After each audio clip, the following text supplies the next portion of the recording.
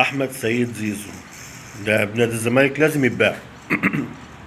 ليه يا جماعه لازم يتباع؟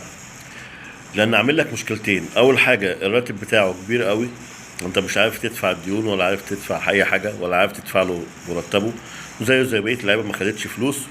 وتاني حاجه ان هو هيحل لك ازمه. ففي حد يقول لي هيروح الاهلي، هيروح الاهلي. انت لما تبيع زيزو ب 5 مليون دولار ولا 4 مليون، هو سعره 5 مليون دولار، لما تبيعه ويجي لك فيه 5 مليون دولار، ما انت تحل الدنيا كلها. والاهلي هيروح يجيبه ب 5 مليون دولار يشيل. طب ايه فايدتك انت لما تبيع زيزو؟ واحد، هتشيل من على عاتقك الراتب بتاعه.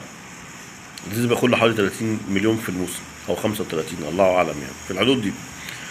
تاني حاجه، هتوقف فتوح عن يعني عند حده زي ما بيقول، تعمل سقف بقى للرواتب. لكن هو دلوقتي بيقول لك انا عايز ابقى زي زيزو، لكن لما تمشي زيزو تعمل سقف للرواتب انت تقدر عليه. دي حاجه. الحاجه التانيه، الفلوس اللي هتجيلك منه هتفك عليك حاجات كتير قوي، وهتدي بقيه اللعيبه فلوسها. في انديه كتيره بتعمل كده وتبني على الموجود. يلا، دي كانت حاجه قصيره كده. السلام عليكم.